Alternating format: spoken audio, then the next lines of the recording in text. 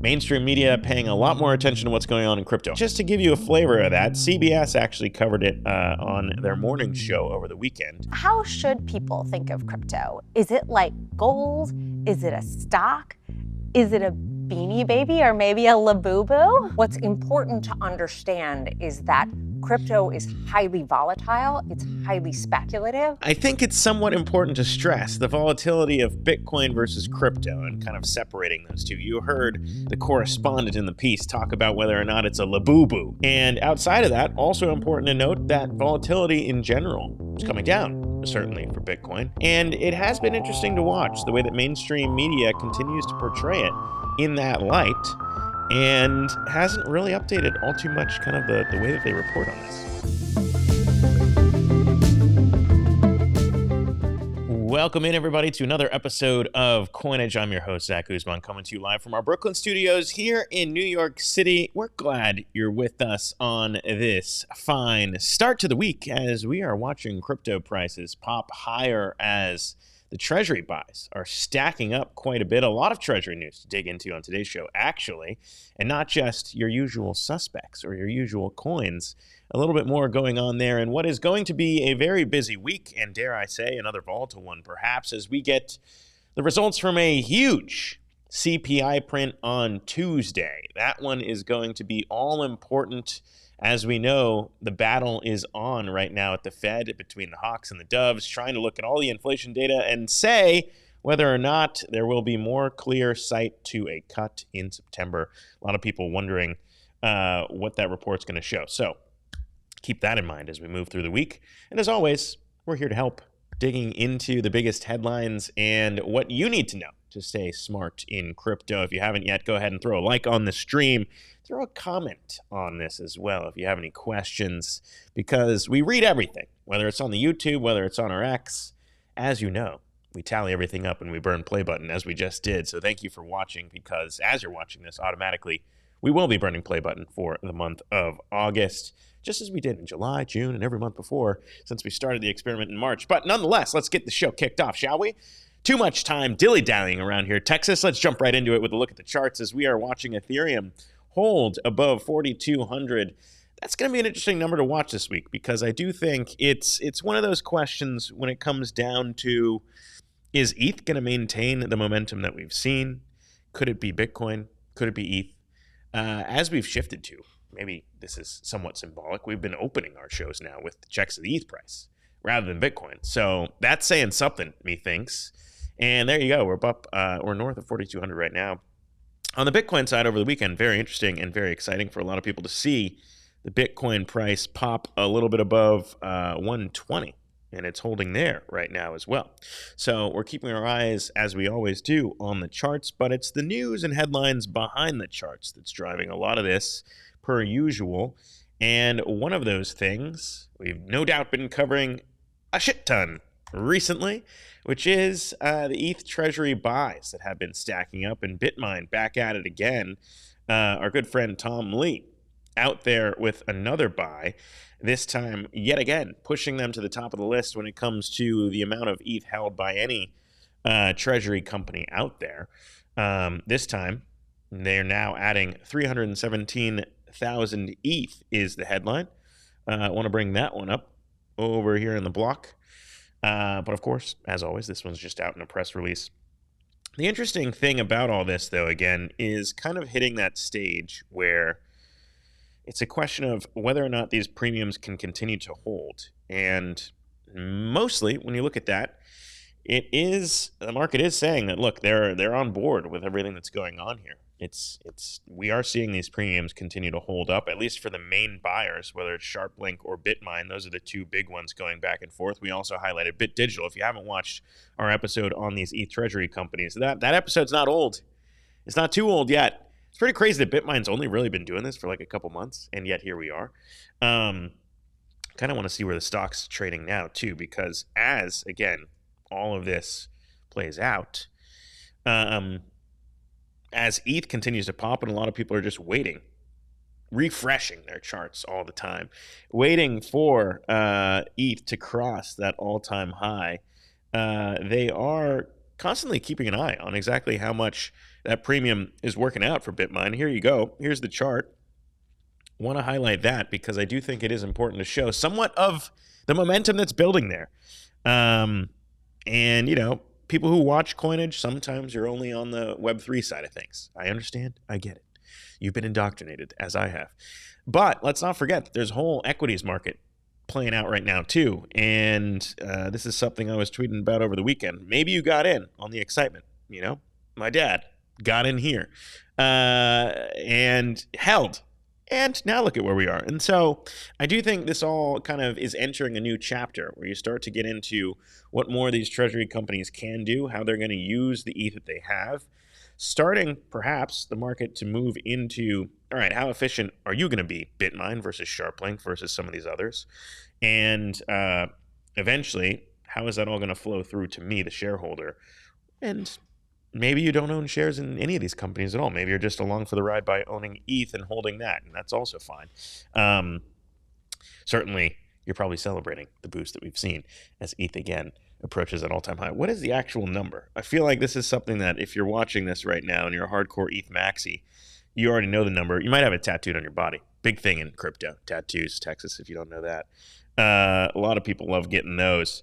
But this is the one all the way back in 2021. So we're north of 40. It was north of 4,100 this weekend. That was the first time we've seen that happen since 2021. But there you go. The all-time high of 466. I'm pretty sure that's the number. Technically, if you want to dig into it, 4891 is the actual number according to CoinMarketCap. So that's the number we'll be watching. If we hit it this week, I don't know. Got a lot of smart ETH people in our community that say won't happen until we get after this chop. They're kind of the pessimists in the crowd. I respect them. Some of them have been in it since the first sale of Ethereum way back when.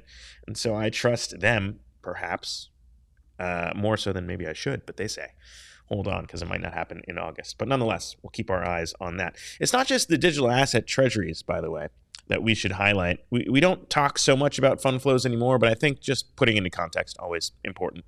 And CoinShares is out with their report as well, looking at fund flows, and those are back in positive territory as well after a brief little dip last week, mostly because enthusiasm with Bitcoin ETFs kind of started to wane. And of course, we had that big sell-off not too long ago as well, so that kind of weighed on everything. But now back in positive territory. And again, as you have these digital asset treasuries come up, fund flows playing this strictly through an ETF matters a little bit less if you've got other ways to play it. But the exciting thing about some of this too is kind of the 401k approvals to work some of these things into retirement accounts. And CoinShares saying that led to a piece of this uptick this week as well. But overall, I think I'm not going to stop saying this, but I think it's important to highlight a record $8.2 billion now in terms of record year-to-date inflows for Ethereum ETPs. That's up already, up 82% in 2025. So we're seeing continued enthusiasm, whether it's through the digital asset treasuries that trade publicly, or if you just want to trade through an ETF. Both of those things seeing momentum, and again, pushing prices of all of these crypto assets higher, not just Bitcoin and ETH. As we covered, there are digital asset treasuries in some other assets that may perhaps be a little bit more farther out on the risk curve. And we're going to talk about one of those in just a second if you're peeking over at the Run a Show. That's a little tease ahead, because it's not the next topic we will be talking about. But the next topic we will be talking about is what I've now noticed. And I'm not saying we're already at the peak. I'm not saying we're there. I think I'm probably firmly in the camp that we will see new all-time highs on ETH, just kind of given where we're at. So I'm not going to say we're at the top yet. But sometimes top signals come in the form of mainstream media paying a lot more attention to what's going on in crypto. I will caveat this, by the way, with it's not just price this time around. In prior cycles, we've seen the mainstream press come out of the woodwork to talk about some of this stuff, mostly simply because price is up.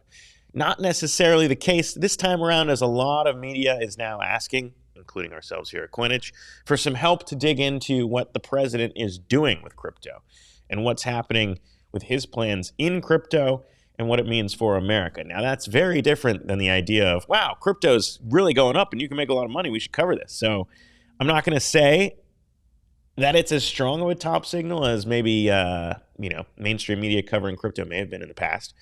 And just to give you a flavor of that, CBS actually covered it on their morning show over the weekend, digging into Bitcoin and how the crypto industry influencing elections is a piece of this, as well as kind of how they're using. It's tricky. By the way, I come from traditional media. It's a very tricky thing to fit this into a TV segment. So I empathize. I sympathize with whoever is at traditional media who has to do this in a small 8-minute news package or whatever it is. It's never that easy. But I want you to pay close attention to the way that they are choosing to kind of ask some of these questions around what crypto is and the context in which they are reporting on it. We chose a little clip here from CBS in their morning show. Take a listen to what they say about crypto and Bitcoin. And Congress is debating another bill that, for the first time, aims to regulate cryptocurrency trading. Bernie Moreno is looking out for Ohio. This after the industry spent more than $167 million on behalf of crypto-friendly candidates ahead of last year's election. How should people think of crypto? Is it like gold? Is it a stock? Is it a beanie baby or maybe a labubu? You could think of it as gambling. You could think of it as a collectible. You could think of it as a type of investment. But I think what's important to understand is that crypto is highly volatile. It's highly speculative. Amanda Fisher served as a top official in the Securities and Exchange Commission under President Biden. Crypto is often marketed to individuals as an investment opportunity that will yield them the possibility of great returns. But unlike, say, a stock, which represents a part of ownership of a company, it is not backed by any sort of business that is producing goods and services. Unlike hard currencies like the dollar or the euro, cryptocurrencies only exist online and are issued by individuals and companies, not central banks. And yet billions of dollars worth of crypto are traded every day. Now, I wouldn't say, Texas, you're our crypto skeptic here behind the scenes, our producer extraordinaire pushing the buttons over here. Now, I understand if that segment aired in, 2022, 21, what have you, I understand. Or 2017, 2018, some of these old cycles. But I think it's somewhat important to stress the volatility of Bitcoin versus crypto and kind of separating those two. You heard the correspondent in the piece talk about whether or not it's a labubu, which I understand the craze around labubus as well. But when it comes to Bitcoin and crypto, obviously, again, we're dealing with two very different things, more so than perhaps even in the earlier cycles. So very important to distinguish between the two in a piece like this. And outside of that, also important to note that volatility in general is coming down, certainly for Bitcoin. I think looking at it as an asset the same way that you may have in 2018 or 2022 in prior cycles is going to be a huge mistake. And it has been interesting to watch the way that mainstream media continues to portray it in that light and hasn't really updated all too much kind of the way that they report on this. Even since I left, by the way, when I was an anchor at Yahoo and before that at CNBC, things haven't changed all too much for mainstream media. And I think there's a huge amount of catching up still to do. Obviously, if you're in the space, that's kind of why we're here.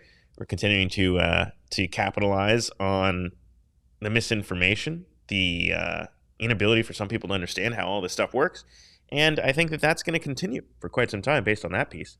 But I think, it is kind of interesting to think about how, if that's where mainstream media coverage is, and we're already talking about on this show every week about digital asset treasuries, certainly that piece is probably getting lost on mainstream investors as well. They may not even understand some of the, I don't want to call it bubble because we're past that, but some of the market activity and exuberance that's coming in through digital asset treasury companies. So if you understand that as well, then you're also well ahead of the game. So very interesting to think about where some of the market is and where perhaps some of the more sophisticated crypto investors may be in this cycle, which is important to throw out there as well.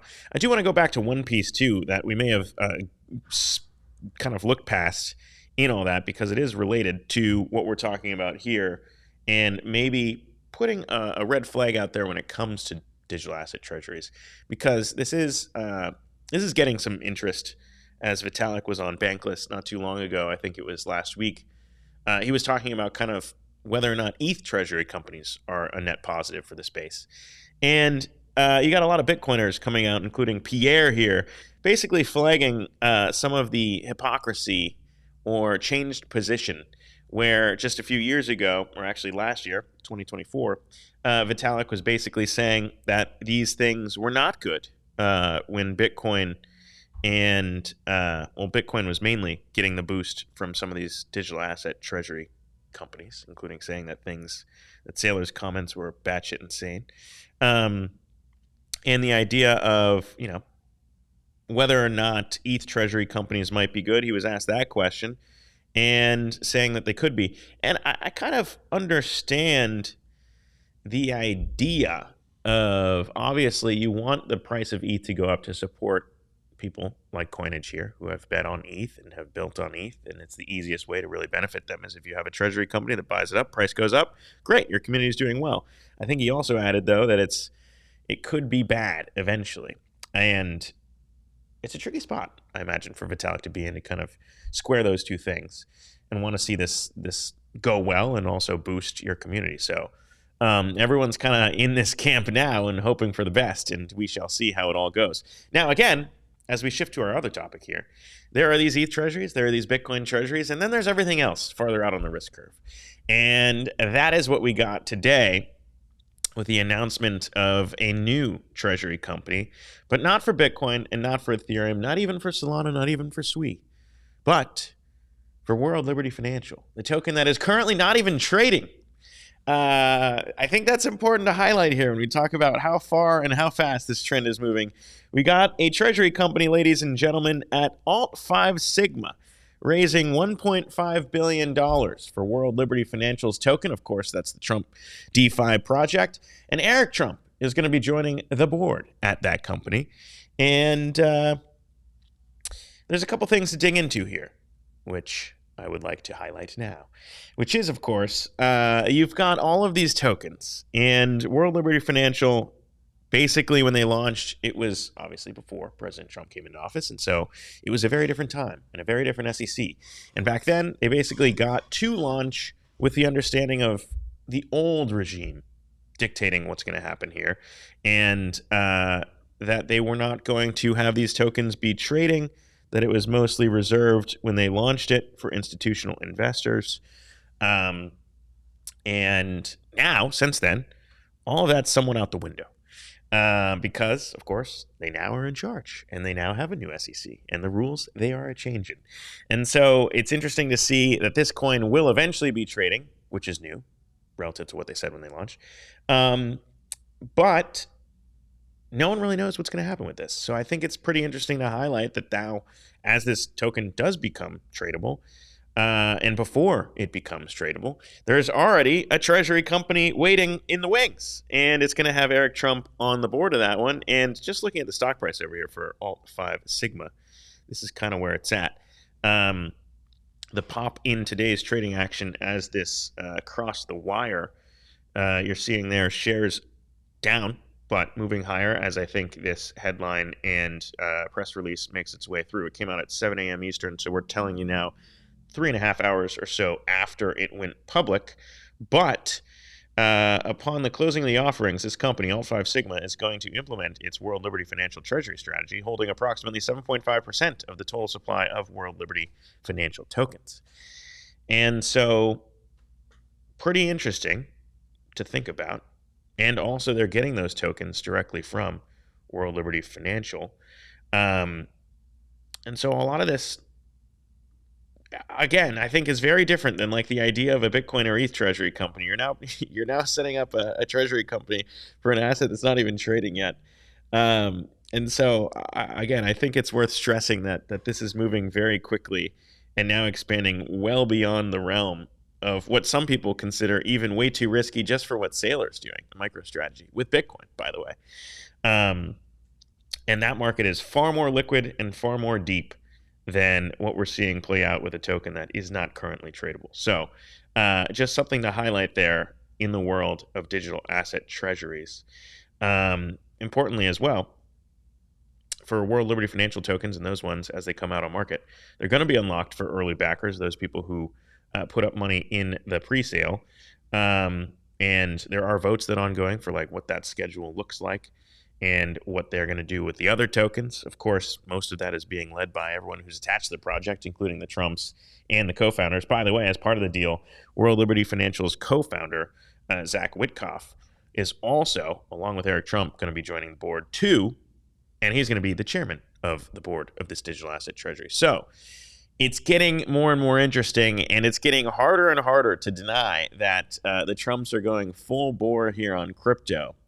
And I think it is interesting to think about a token like that and a project like that the Trumps own a majority of in terms of World Liberty Financial, and now have essentially their own digital asset treasury company to also do what has worked out for some other projects so far, until, of course, maybe it doesn't work out. And so just an important thing to highlight there. Meanwhile, outside of the realm of of public equities markets merging with crypto, let's focus on something for once, shall we?